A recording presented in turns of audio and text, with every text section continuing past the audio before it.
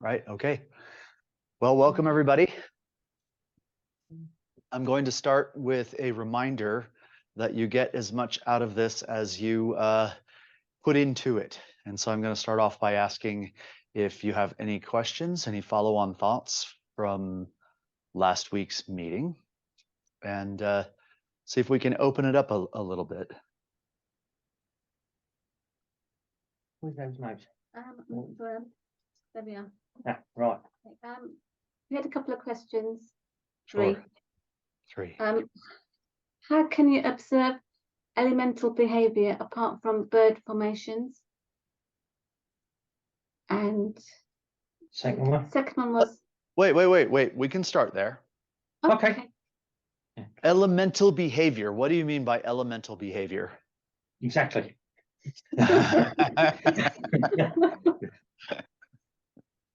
Yeah, it's coming from you mentioning last week about to observe elemental behavior. And then we suddenly realized, what is elemental behavior? Are you sure bird formations are elemental behavior? I don't know what's wrong with the camera. I do apologize.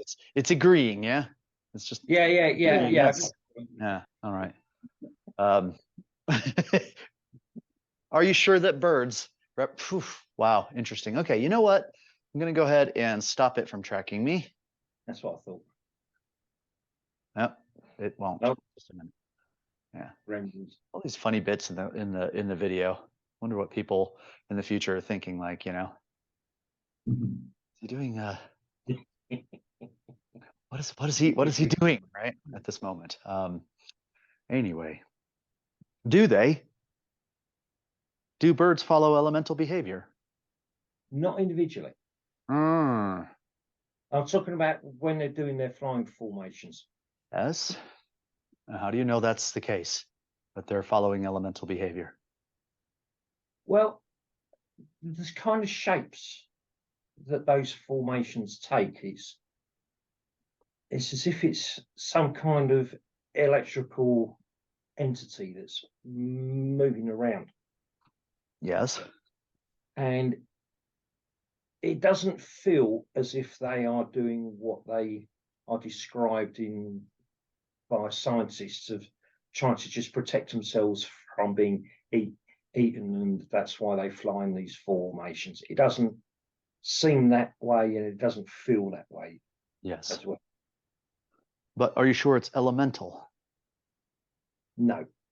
It's some kind, I'm sure it's some kind of electrical life that is causing them to behave in that way. Whether it's elemental, I don't know. Yeah. It's I'll offer that it's not actually an elemental that's controlling them. It's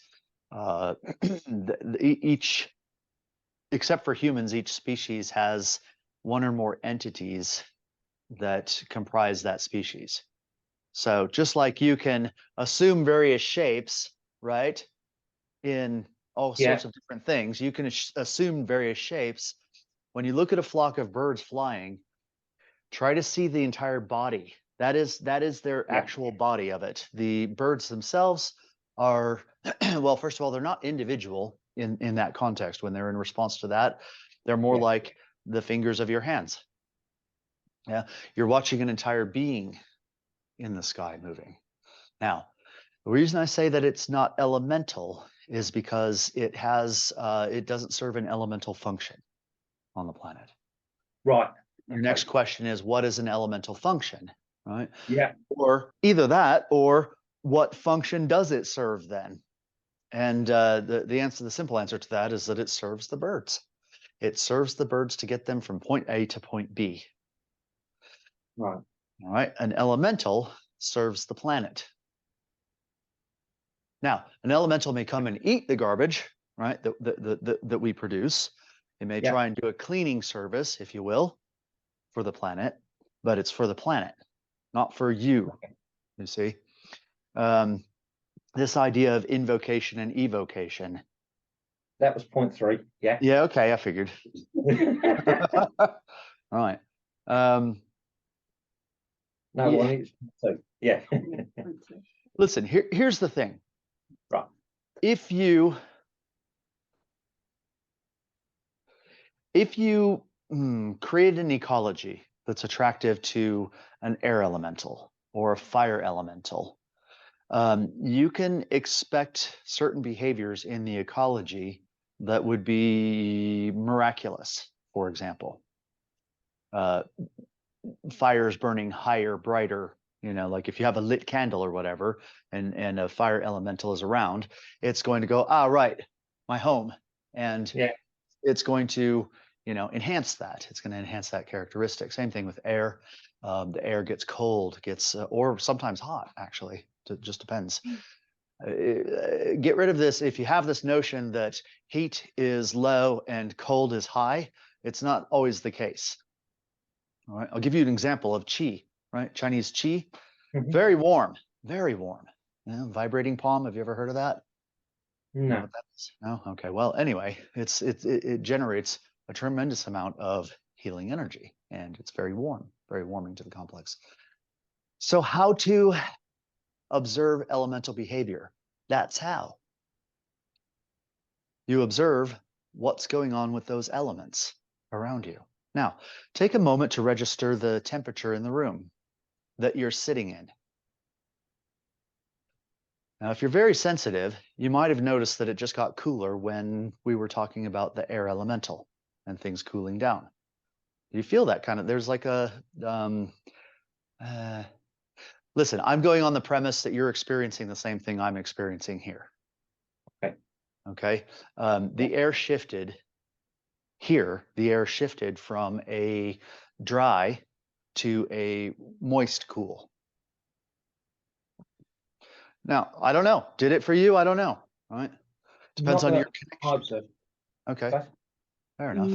I did feel there was something, but I couldn't tell what it was. You know when there's a subtle change and you can tell that there's a change, but you couldn't really tell what it was that changed because it was quite a subtle change. You know that something's different, but right, you can't quite tell what it is.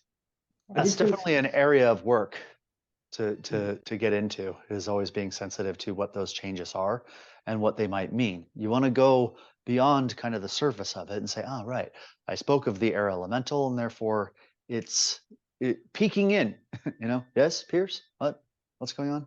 Right now, can you do that just by talking about an air elemental? Probably not. You have to establish a relationship with such a thing. How do you do that?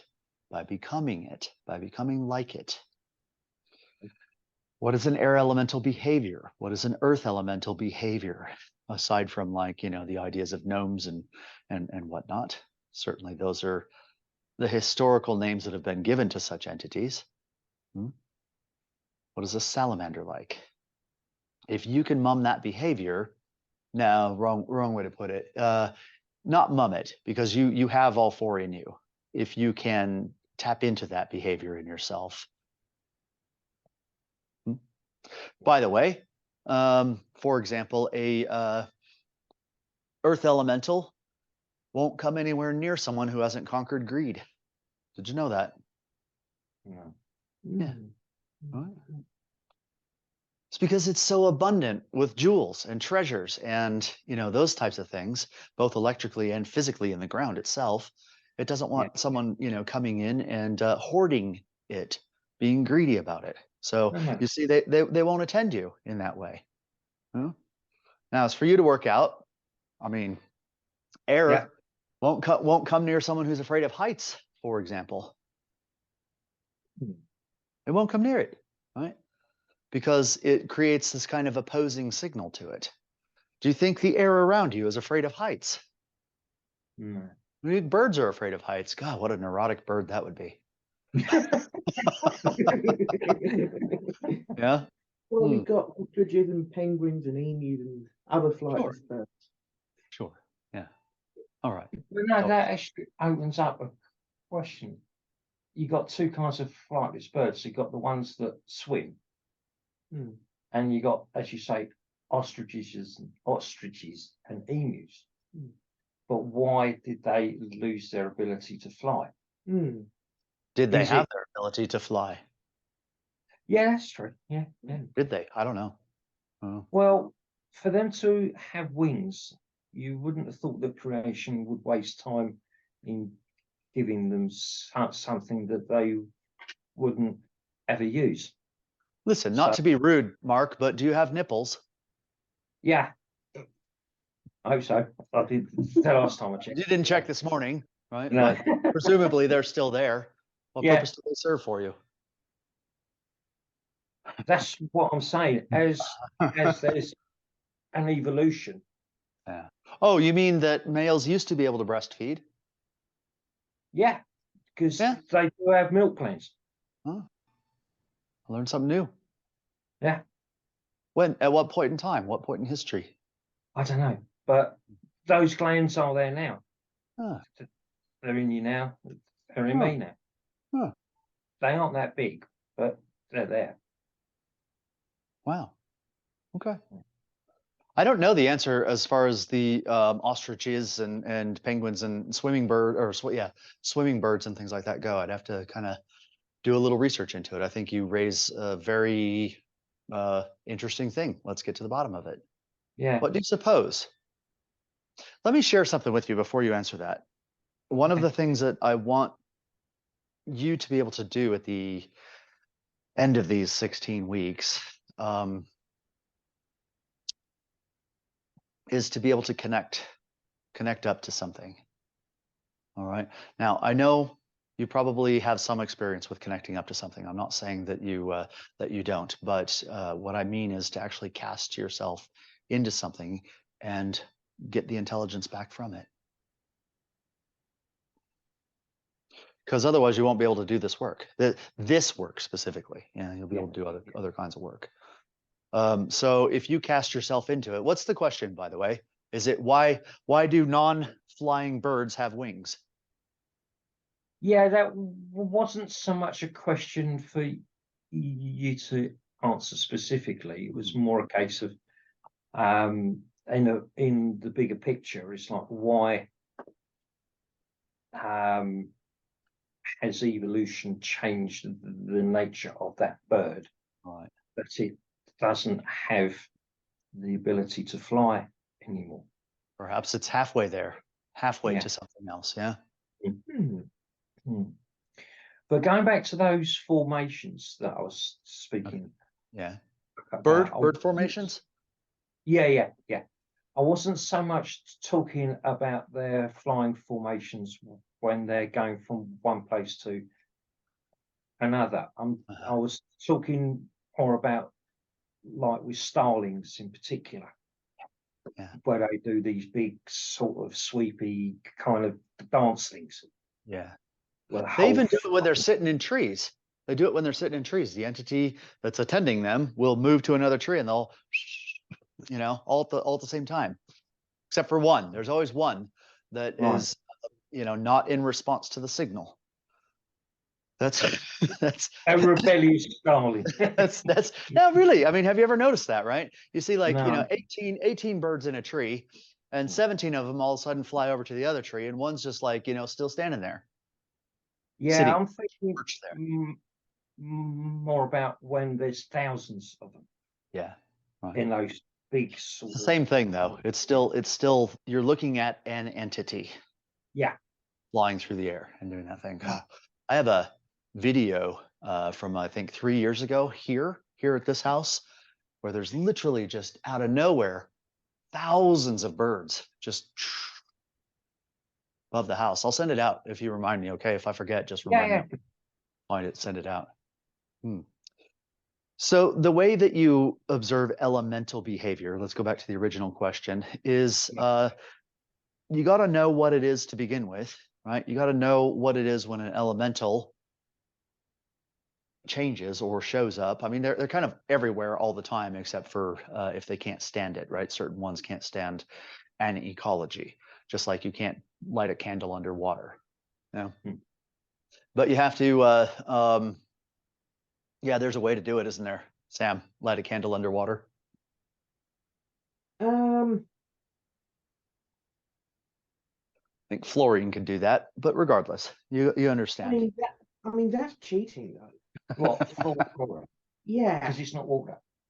I mean, pretty much anything will react with that. Yeah. I think even the water would react with that. Yeah. Cheat. Sounds fun though. Hmm. Yeah. Okay, Yeah. listen. So there's there comes a point where you got to be more practical about it. Here's what I would Yeah. recommend. Okay, figure out what each of these elementals are. These four. There's only four. Yeah, four natures. What they are, how they show up. I mean, begin your own research process in it. This is going to give you the assemblies to be able to connect with them, to be able to actually understand when something shifts. Yeah. You can practice your electrical vision if you haven't done that. You can watch for things like that, but I kind of figure you're not ever going to see them until you have a connection to what they are. That's what I'm thinking. Yeah. But literally, that's probably aside from the etheric layer of the aura, it probably is one of the most easy things to see electrically. Elementals. Light a candle and watch it, or a fireplace. Watch the fireplace, because it moves like that too, doesn't it? And if you light some incense and watch the smoke, you'll see that it moves like that too. It has a certain nature to it, doesn't it? Right? When I talk about white elementals, I do this movement. That's its movement. Right. Yeah? Just like, do you know? I mean, have you lit an incense stick before? Yeah. Yeah, they love that. They'll go, oh, my thing, yeah, and they will attend that, and they'll start that type of movement up. Fire is very much different. It's very much back and forth. Yeah. Water has a downward movement to it, obviously. Yeah. And air? Huh? I just said air. Oh, sorry, air, Yeah. fire. Oh, Fire. yeah, earth. Fire Yeah. would be like this, Feel down okay? earth. Yeah. Yeah. Yeah. Earth. Earth. That's Well, interesting. back up. Yeah. That's Earth. That's One the foot is Egyptian. not in front of the other, by the way. Okay. Okay. In that Yeah. particular. Yeah. But if you want to connect to the Earth elemental, it's an embrace, a self-embrace. Try it. Yeah. Yeah. No, try it now. Oh, Try right. it Hang now. on. Let's put me Right. tea down before I spill it.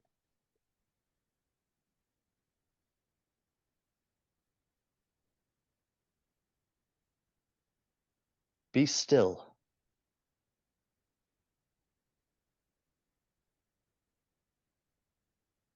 Did you get a ringing in your ears, or is it starting? Starting to, and also around there. Yeah, you'll feel it. You'll feel it around the ears. Yeah. Times. Also found that my vision went very long distance. Yeah, absolutely. Yeah. Yeah. Play around with it. Listen, you can create your own movements. You can create your own dances to these sorts of things. How would you do? Fire. How would you actually express that? You don't have to do that, but try. Yeah, try these things. Okay. Then you'll know. Yeah, you'll know. And also figure out if you have peculiar phobias about things or hangups about things, whether they would be compatible with that element. Generally speaking, if you have a hard time connecting with a particular one, it's because of something in you that's incompatible with that radiation. So it can be a good personal development tool, I would say, to look at those sorts of things. Yeah. Do you want to bring up about your air thing? Yeah, I'm scared of heights. Huh? I'm scared of heights. Scared of heights. Okay, right. Yeah, I never used to be. Huh. That's weird because Yeah, until I had the children. you're an air sign, Yeah, and that's weird. yeah, it is. That's Yeah. interesting. Then. Yeah. Well, generally, like how high? How high are we talking? We went to an English heritage place and they had a walkway along a cliff and it was really windy and there's Mark just walking like that and me holding onto the rail. How high would you say that was? Well, yeah, I mean, that was about 100 feet, but you don't even enjoy, you're not even comfortable going up a ladder. Hannah, you're not afraid of heights. You're afraid of falling. Yes. Yeah. That's what it is. Ah, yeah. So, right. I mean, it's good to clarify that in the complex. I'm not afraid of Yeah. heights. I'm afraid of falling from a height. Yeah. I Yeah. think that's it. Are you Yeah. afraid to fly in an airplane? No. In a jet? No. See, No. you're afraid. In your particular case, it comes down to you don't trust yourself enough. Right. You need more earth. Earth is a trust thing. You need more earth in yourself. You see, because you're afraid that you'll walk along that ledge, and suddenly your body's going to do something strange that you didn't command it to do, and you'll go plummeting off. Isn't that it? Yeah, right? Yeah. It's a matter of trusting yourself. So next time you're in a situation like that, try to reaffirm your own trust of yourself and don't look down, look up as you're walking. I mean, obviously don't trip on things, right? Don't walk like this. Because then you might go over the edge. But keep your gaze slightly focused, forward into the future, not down here. Yeah. Right? Because that's affirming that, oh shit, I'm gonna fall any minute, isn't it? Yeah. Give it a try. That's true. Yeah. But it's interesting something that you just said, because this lack of trust of what the complex will do, because you're a bit clumsy. Sometimes. So what I'm saying is that because of that clumsiness, Mm. yeah, that could be what's causing that lack of trust. Yeah. Could be. Hmm. Mm. Yeah. Yeah. You don't agree with it? No, I don't. Well- it could be, but I don't. I never used to be scared of falling. I never used to be. Hmm. No. Okay. Yeah, until I had the children. I'll blame the kids. Yeah. It's your fault, mate. Yeah. Yeah. Yeah. Yeah, because But- I used to be able to, at school, you had to climb the ropes and Yeah. you had the ladder and you had to go over the. I used to be fine with that. Right. Yeah. What I'm saying about the clumsiness is that Yeah. it's, as Pierce is saying, right? If you don't trust that you're not going to put your foot over the edge, Mm. you're going to be scared of falling. Yeah. Well, let's look at it this way too. Okay. The moving center does know what it's doing with your body. It Yeah. knows. Your instinctive center definitely knows what it's doing with your body. I wouldn't relate, if you are, I would not relate clumsiness to the inability to protect yourself. They're two unrelated things. All right. One of Yeah. them has to do with the speed. Clumsiness is generally an aspect of moving out of rhythm with your body. All right. In other words, it's a disconnection in either the mentality, the emotions, and the body. Okay. And this is what causes clumsiness. If you're doing things like that, it's because you've got one rhythm going like this and another one going like, going very slowly. Wow, that's going to be a hard one to do, isn't it? It's almost like that. Anyway, to teach my complex that new skill. But yeah, you see, one thing that you can do to help with that clumsiness is to go for a walk. And anytime you go for a walk, especially if it's not to a destination, but because you're going on a walk, you understand the difference? Like you're not heading to the store, but you've decided to go for a walk. There's a certain rhythm in your body that's natural to it. And the planet will also respond to it. As you walk, it will begin to create this kind of wave of force, okay, that moves with you. Now, you can detect this wave of force. If you're walking too fast, you'll feel a pressure on the front. If you're walking too slow, you'll feel a pressure from behind in this. So try to find that pace that's natural to your complex and that your body wants to move at. People get out of the habit of this in a couple different ways. One is walking with someone who has a very different rhythm. Yeah. I would suggest if you all go as a family, go alone once in a while, okay? Find your own rhythm, because generally, I mean, I struggle to keep up with Pleiades, and she's not even as tall as me, but she's, you know, she walks like a bird. That's like you. Yeah. Right? Yeah. So try it alone I don't sometimes do too. that. Yes, you do. I don't. Okay. Any event.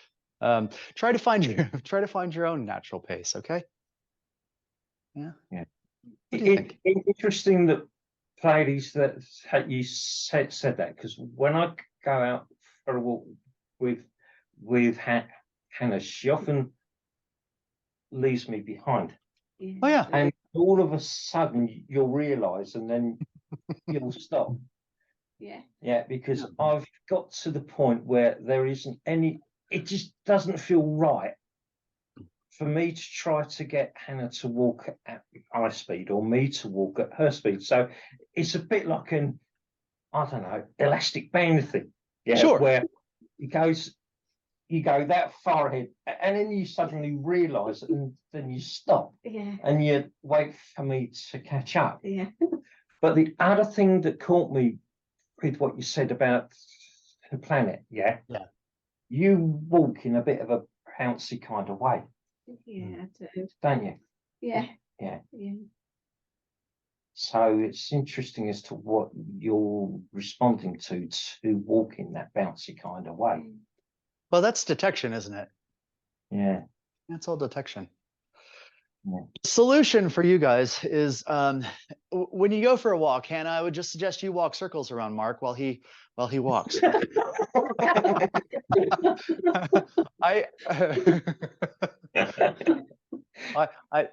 I'm being funny. You don't have to do that. I actually got the idea from a dog that I used to have that was always so, I mean, like, I'm not going to run it at stupid pace, right?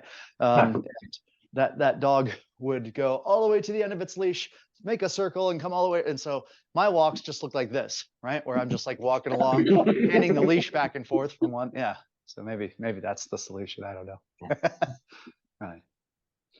Question number 2. What is it? It was to know a bit more about invocation and evocation, so as to not do the wrong thing. Ah, right. It's simpler than you think. Just don't be it.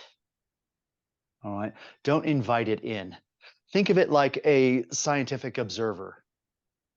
Now, if I want to evoke something, I'm going to have this kind of objectivity about it, aren't I? I'm going to remain apart from it.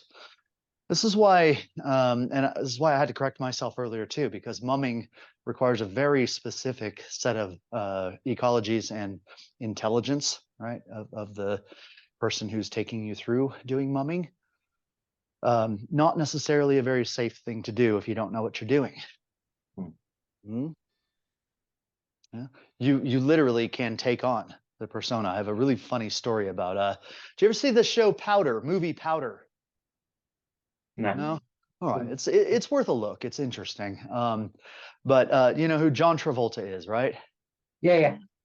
In my have I told you this story? In my early days of mumming. Now, do I look anything like John Travolta? Not really, do I? More like George Clooney than John Travolta these days, but in any event. I was just thinking that, Yeah, right. But in any event, I had just finished, this was many years ago. I can tell embarrassing stories about my past many years ago, but I had finished watching that and I decided, I'm going to go for a walk, right? But I'm going to mum John Travolta, right? Because I thought, just like the way that he was carrying himself in this movie. Right. For whatever reason, yeah. And it worked. And I got external confirmation of this. I was walking down the sidewalk and these 2 ladies passed me by and they get about 5 feet behind me and I hear them snicker and go, hee, John Travolta. Now, I don't look anything like John Travolta, but apparently whatever I was doing at that point in time had that sense enough about it where someone else, 2 other people, could pick up on that. Now, I'm not saying go out and, mum. It's just practice, right? But I'm not saying to do that. But you see, as a human being, as a human entity, you're able to process anything. You can literally connect to and process anything. Hmm? Yeah. So it comes down to having standards about what you will and will not connect to. Of course, I wouldn't do that now, right? I wouldn't mum John Travolta. Nothing against the man. I don't know anything about him, to be honest, but he's not me, right? So why would I mum him? Yeah. Yeah, exactly. Same thing about, if you've ever been in those meetings where, you're doing the Egyptian type of thing. Yeah. It's not incredibly safe. It's not necessarily safe to do that. Unless you have a certain objectivity. So, Hannah, my point is this: keep your objectivity. Create it like like you are a scientist in a lab coat and everything else, and you are evoking something, not invoking. Okay, don't be it, observe it. At this stage, anyway. Later, we can, if we ever get the opportunity, which I believe we will, to work together in person. If you want, I'll go through some mumming and provide a safe ecology for that. Okay, mumming is becoming something. That's invocation, another word for it. That's a good way to put it, actually. Humming is becoming. Yeah. Mumming is becoming. Yeah, there you go. Yeah. Right. Now, I will put this in. You're safe to mum your future self.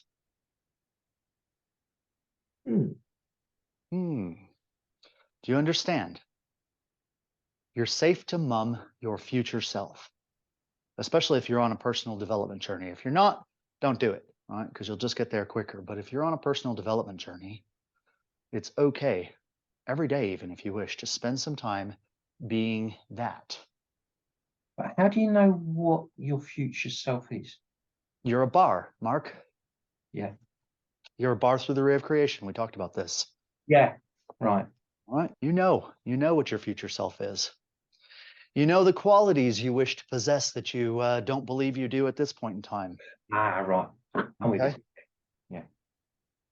Yeah. It's okay. You can mum your future self. No harm there. Unless your future self is an asshole, then, slow it down as much as possible. Try not. try not to. Yeah. Wonder if your future self will be a person that eats meat. That what? It's this vegetarian thing. I was saying about would Hannah's future person be a meat eater? Yeah. Yeah. Yeah. It might laugh easy. It would. It would. Yeah. Yeah. Another way to say that is mum your future development. Yeah. What would it be like? That's a really good question. What would it be like? What would it be like if I was, more clairvoyant or more conscious, more self-aware, more present? What would that be like? Yeah. When you're Mark, I'm not going to. I have an impression or a memory of something you've done, in this life as far as work goes. So you can. It's not my place to say it aloud, but if you are interrogating or asking someone a question, Yeah. and they don't want to answer or they don't know how to answer, one of the best ways to get them to answer is to say, "Well, what would you say if you did know? What would you say if you, whatever?" Yeah, you get them that creative aspect of That's themselves. interesting. Yeah. Right. What you're asking them to do is to mum it. And then they connect to it, and then they run with it, and they let it slip. Yeah. What they've done. Yeah. Yeah. Interesting. Yeah. It's a side door into direct resistance when someone doesn't want to talk to you about something. Yeah. Can I use that on you? I thought you were already about using it on me. What would it be like if you did eat meat? Just kidding. That's his next question. I was brought up as a Hindu. There's absolutely nothing wrong with it. Okay. Yeah, I've been vegetarian all my life, but I've tried beef, chicken, fish. I've not really liked it. He just Yeah. didn't like Didn't like it. Yeah. Nothing wrong with that. it. But some of those were school dinners, and school dinners, Yeah. it didn't meet its boot leather. Yeah. All right. Yeah. Yeah, I had horrible dinner ladies there were horrible dinner ladies at school Yeah. who tried to get me to eat beef, and I tried a bit. It was like eating skin, even though I've never eaten skin. Yeah, I was about to say that. You know. Yeah, and yeah, I got dragged to the headmaster's office, and it was she's not eating her dinner, and he took one look at what was on my plate, didn't say anything to me, and gave the dinner lady a right telling off. She's a vegetarian. Yeah. Right. Yeah, I've tried it. I've not really liked it. There's, and in fact, that is very respectable, right? If you've tried it and you just have that sensitivity and you don't like it, then you don't need it, do you? Hmm. Fair enough. No worries. Okay. There's Yeah. definitely no requirement to change your diet in this kind of work. If anything, sometimes it will change on its own, but there's no dietary restrictions. Okay. We do teach breathing and certain mental exercises. I don't know if you knew that. Yeah, Talking about the other two foods. Yeah. yeah, that's interesting. Yeah, sure. All right. What's your third question?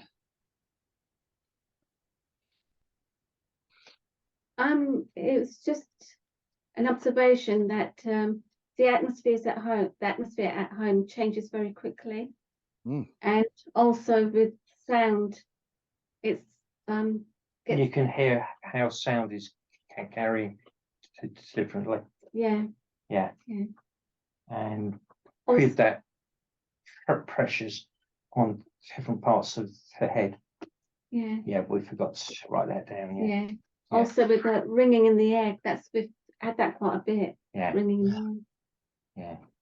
Yeah, you get that a lot of times. I mean, it can also be tinnitus, but you get that at times when it's a very conductive atmosphere too. Yeah. Right? If it's something that's driving you crazy, it might need to go be checked out by a doctor. But if it's happens kind of spontaneously and then goes away, oftentimes it's more conductivity in the atmosphere. Yeah, because all three of us have felt What it. metal would you put that with? You'll be tempted to say silver, and it's not right. Thank you. I was about to say that. Then you'll fall back to gold, and that's not right either. Platinum isn't it either? Just in case you're heading there.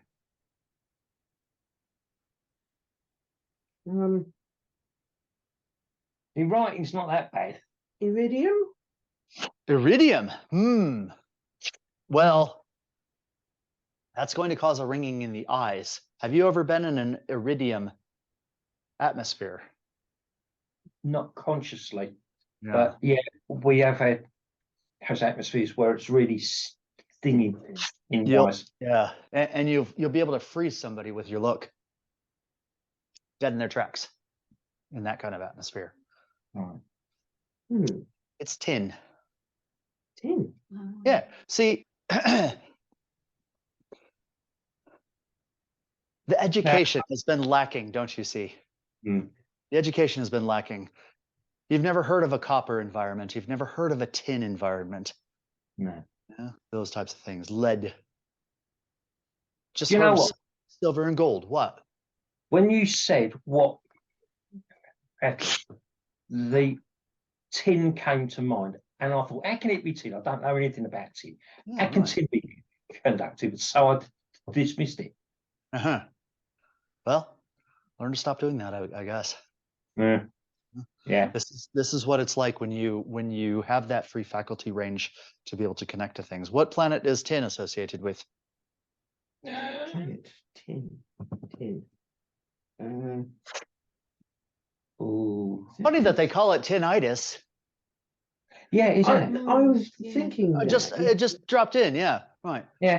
You call it tinnitus. Makes sense. Hmm. Jupiter is what's attributed to tin. The planet Jupiter. You know, Jupiter is the only planet that doesn't orbit our sun. Everyone got puzzled. Mm. Do you How know, does it Yeah. orbit our sun? Sam, do you know the definition of the barycenter? Yes, yes. So in when you've got two very heavy objects, instead of it being one orbiting around the other, it's orbiting around the center of mass of the combined system. So instead of it being around at the center of the heavy object, it's between the two objects. That's right. That's right. One way to explain it is like this, okay? You have a massive object here and a massive object here. Well, let's make it half as massive, okay? Forget that Yeah. circle. We'll go half as massive here. Then we'll say this is 10 units. This is 5 units.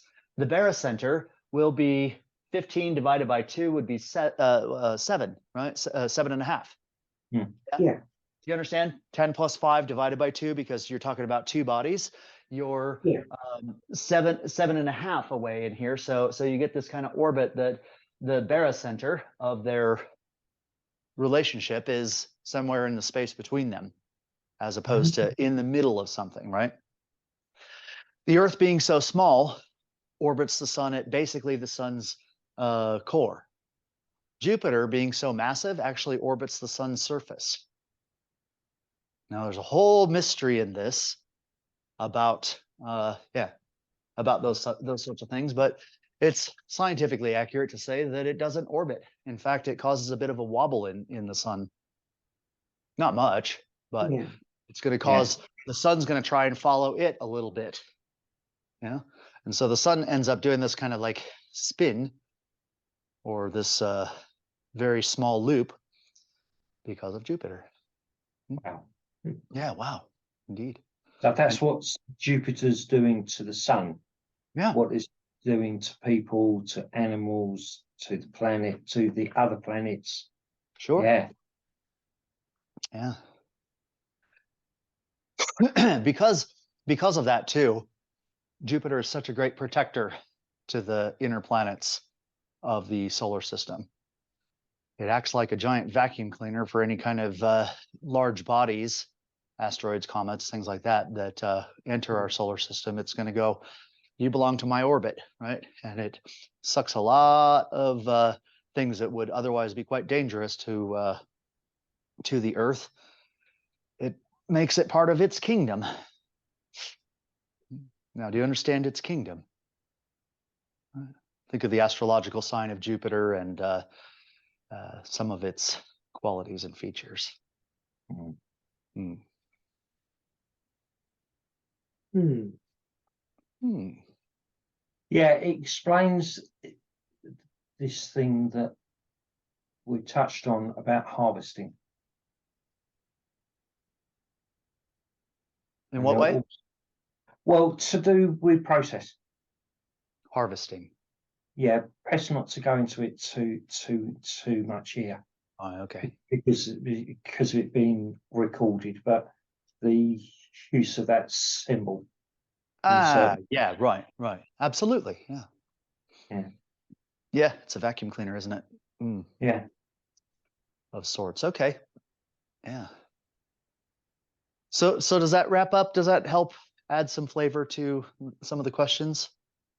I'm very pleased that you came with questions, because that was the deal, wasn't it? That you'll get as much out of this. Well, hopefully you get more out of it than you put into it, but you gotta prime the pumps a little bit for me. Okay. Yeah.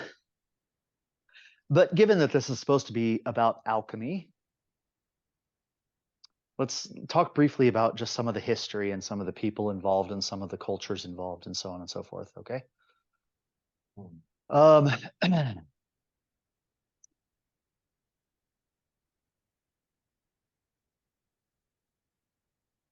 Jehudi. I don't know why they call him Tot. Thoth. Thoth is a derivation of Tot. But the original name is Jehuti. DJHUTI, I think would be how you would write it in English. I'm not entirely sure. Could be TH, Tehuti. But this was who was credited with the founding or the original teaching of alchemy. All right, back in what's known as pre-Sand Egypt, or the time of Zep-Tepi. Are you familiar with this term, Zep-Tepi? No, a similar term to do with that archaeological thing in Turkey. Oh, you're thinking Göbekli Tepe. That's it. Yeah.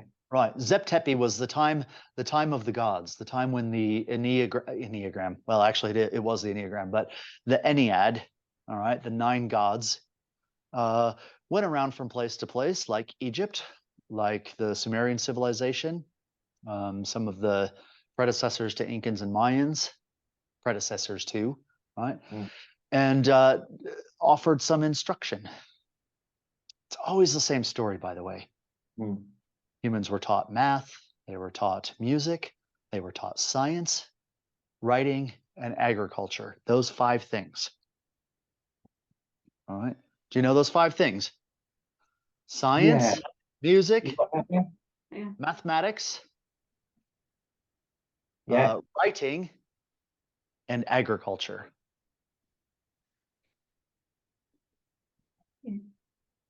These are the 5 ancient skills that humans needed. We can get into at another point in time, probably much later, about who these 9 were, but they had various names when they visited different cultures, right? This is why you get this the exact same story from one culture to another. Visited India, right?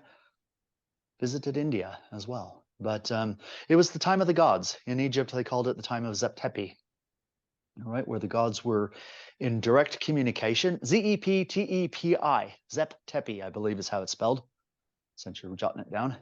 Yeah. And each of these 9 gods had their specific functions, but Jehuti, or Thoth, or Hermes, if you want to go with the Greek, I don't know where they get Hermes from, Thoth or Jehuti, but in any event, that was the one responsible for teaching those 5 arts to humanity. Later, let me think. Let me get my history hat on here for a minute. So as the story goes, we'll call him Thoth because this is what people are familiar with. But as the story goes, Thoth realized that there was going to be a massive deluge in the Mediterranean area. All right, not Earth-wide, but Mediterranean area.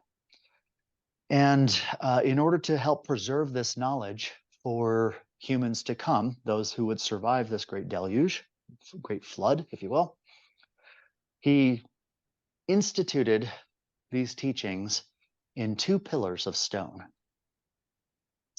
which would survive the flood.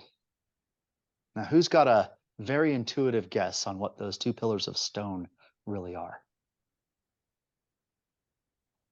2 pillars I'm thinking of are the 2 pillars in Solomon's temple.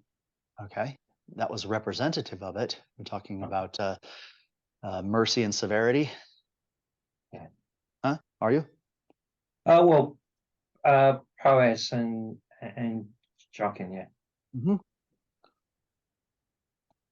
It's the spine of the male and female. The 2 pillars. This knowledge is preserved in the spine of the male and female. Okay. What I'm trying to get you to is to start looking at none of the language that we're going to encounter over the next 14 weeks is to be taken at face value. None of it. All right. Everything that is alchemical or hermetic, if you want to call it that, is sealed in language. It's sealed in symbol because it's meant to speak to, well, who knows? Who knows what symbol speaks to? The higher emotional center. We've talked about this before. Yeah. Symbols speak to the higher emotional center. Okay. It's not meant for your brain to pick it apart. And if you take alchemy and all of the symbology that we come across from that standpoint, you're going to end up being a very good chemist, but never understand anything about alchemy. All right. Yeah. Yeah, you can't understand a butterfly by drawing it out, grinding it up, and analyzing it chemically. No. All right, so that's the idea there. So after the time of Zep-Tepi, or I should say after the Great Deluge, the flood in the area, then it's said that Egypt rediscovered these arts, of course, in the two pillars, right? And they have this is where one of the pillars contained the emerald tablets, and the others contained another book. You're familiar with the emerald tablet because we talked about it last time. What's the other book? I don't know what it would be called other than the Book of Hermes is what it has been called in Right. ancient times. Okay. But they rediscovered this and they then moved it to the temple of Aten, Aten. Yeah, All right. Now, what is Aten? that was the single deity introduced by Tutankhamun's father. Yeah, Akhenaten. On the top, the fourth that became Akhenaten. Right, right. Okay, now keep remembering to think symbolically, but it was moved from where it was discovered to the temple of Aten. And then eventually moved from there to Heliopolis. Heliopolis meaning what? The city of the sun. Yeah. Only the kings and priests were allowed to see this, by the way. Now, what does that speak to? I'm just going to give a general indication. Are you all right with this? I'm being a bit cryptic, I Yeah. know. Yeah. Yeah, What does I it mean, mean that only the kings and priests were allowed to see this? Why would not the common folk be allowed to see it?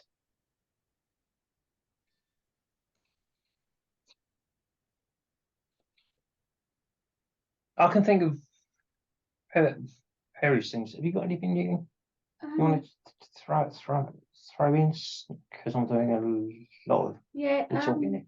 was it because of how they had to be in themselves?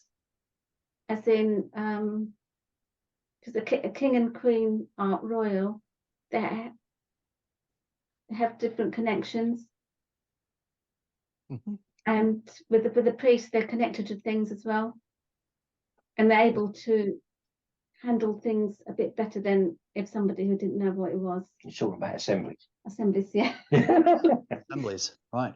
Having the right assemblies, but not just having the right assemblies, but also having reached a certain level of development in Yes. oneself where you are a king or you are a priest. All right. These levels of development have to do with things that we have discussed in the other side of the house that we've been working on with purifying the personality and living more of an essential life, living more in one's essence, having those essence connections. Okay. This is what's meant by that. Not the literal king or priest, but someone who has that kind of development within themselves is now allowed to read the book of Hermes, right, or the book of Thoth or Jehuti, and the emerald tablets. Yeah. Now,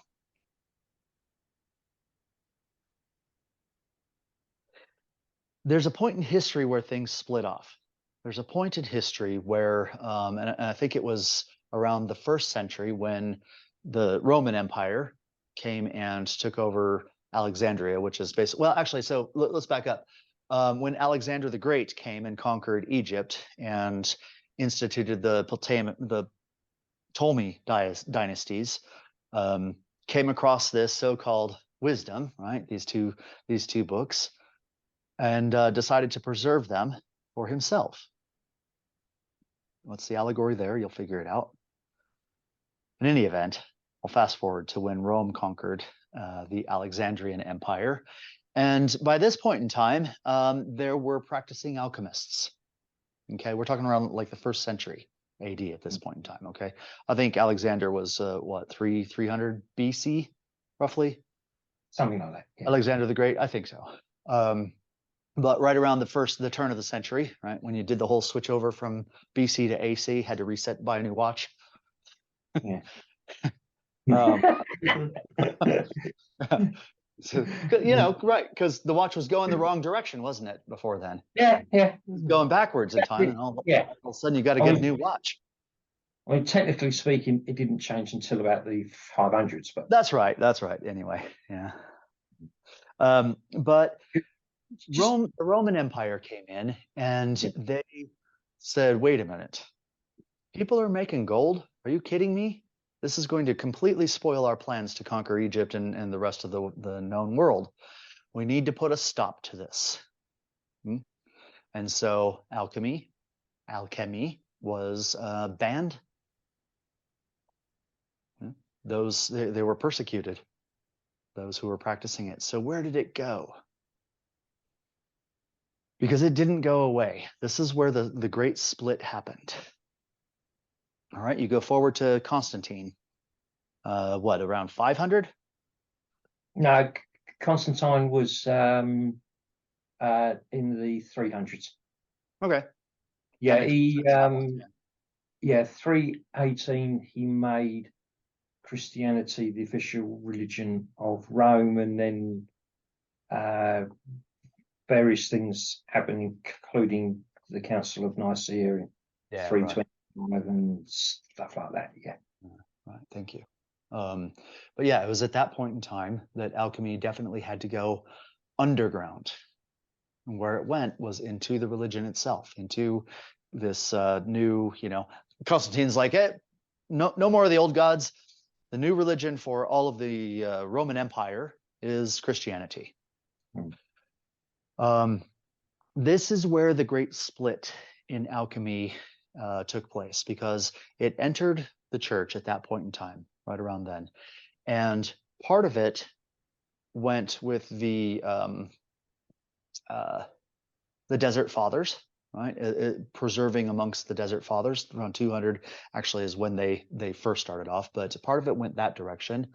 The other part of it stayed with Rome and also with the Nestorians. Are you familiar with Nestorians? No. Really, really interesting group. Nestorian. The Nestorians, if it wasn't for them, we probably wouldn't have any information today on alchemy unless we find its source elsewhere. But they preserved it within their tradition and lineage and brought it to Persia and to China. And from Persia, then the Arabs got a hold of it, right? Because now we're talking in the time of the Islamic conquering of basically the whole world at that point in time, right? Now, the Muslim countries or the Arab countries were interesting because they were very fascinated by alchemy and the ideas behind it. And so you get all of these folks that got it from the Nestorians, that got it from the Christian church, that got it from Egypt, that got it from Jehuti, right? And God only knows where he got it, but you see this kind of this path going on here. They wrote a lot.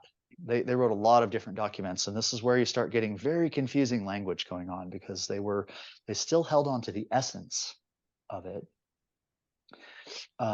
but in fact, Jibar, okay, was one of the famous alchemists, Arabic alchemists. It's where we get the word gibberish. Did you know that? No. You know, when someone's talking gibberish, it means that they're not making any sense. It's because the alchemist Jibar would write all of these documents encoding the principles and ideas of alchemy into a form that didn't make sense to most people. Not kidding. That's where the word gibberish comes from. He's talking gibberish, right? It comes from alchemy. Yeah. No, that makes sense, because when you're dealing with something as potent as what alchemy is, you don't just want anybody to be able to pick up a book and go, "Oh, right, I understand this," and then connect to it, and then cause chaos with it. Yeah, absolutely. Yeah. So it's guarded, it's protected, it's sealed. One of the things that they did that in these documents that they produced, which is absolutely prolific, by the way, is they made it so that one teaching or one book or one analogy could not be unlocked without the other, and without a third, and without a fifth, and without a 17th, and so on and so forth. So you end up in this situation where you can't just read one, you'll never get it, right?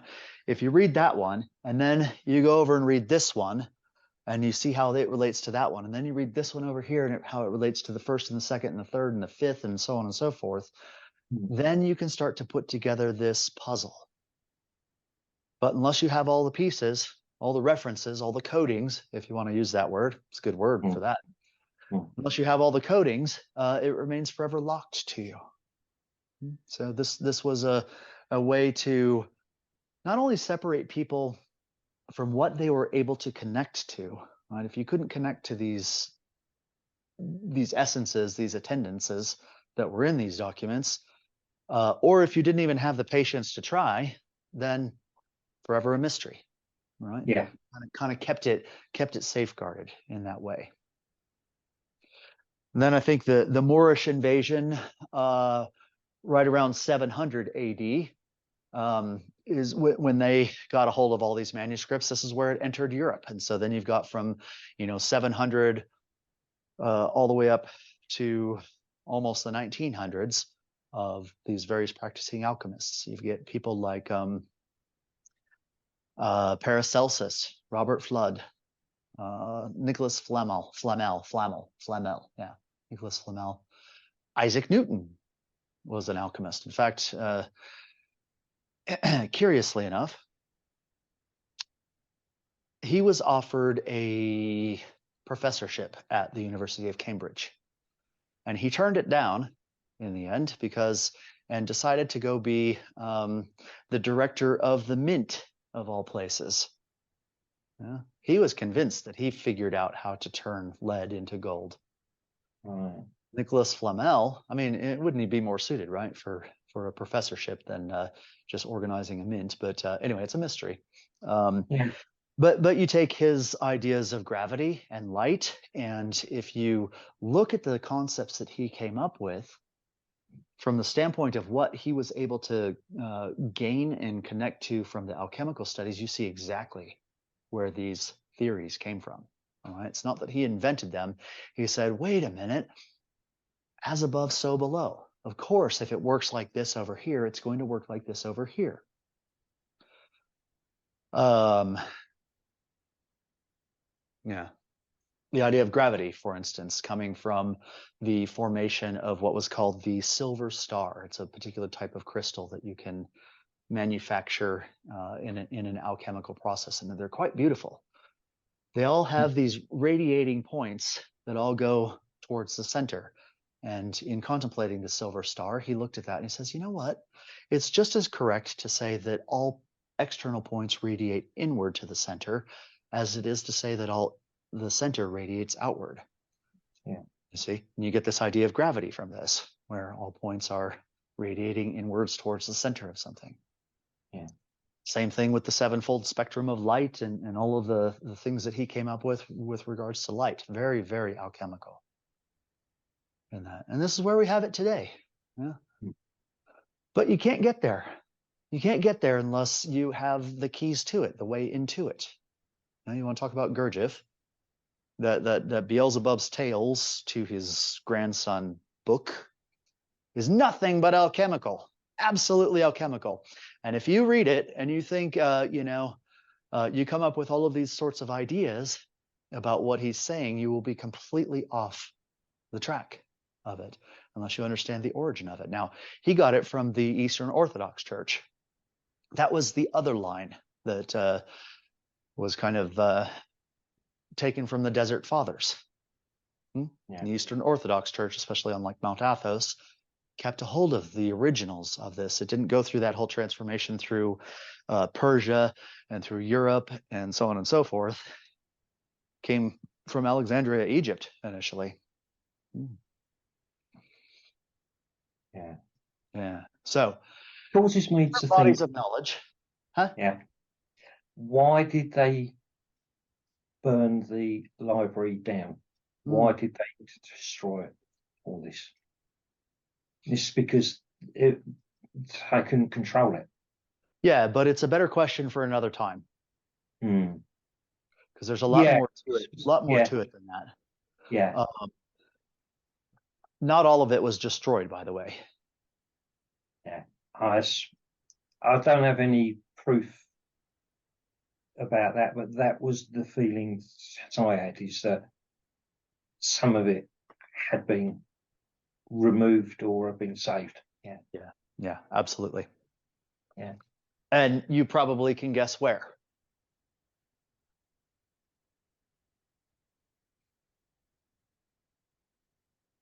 It doesn't matter. Another time. Better for I got another an time. idea. Yeah.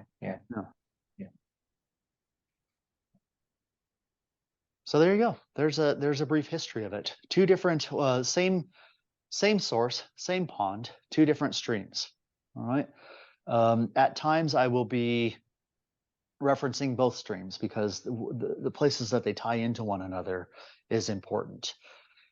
We have to start out here. We have to start out here in the tips and work our way back down to the origins of it in order for it to make any kind of sense. All right. But I'll tell you something. By the time we're done with this, you'll probably be able to read a book like Beelzebub's Tales to his grandson and make actual sense of it. Understand what it's really actually saying, right? Mark, I know you had started to read it and then decided to put a halt on it, and it's probably for the best anyway, for now. Yeah, I didn't put a halt on it from the point of view of what the book was. It was just with all the other things that were being spoken of, the Kalia and other works. I was starting to see all these thousands and thousands of pages of stuff and thinking, how am I going to get into all of this? Because of time and Sure. yeah. Drown So in it wasn't specific against that particular book. Yeah, fair enough. NZ, do you know that book? Do you know what I'm talking about?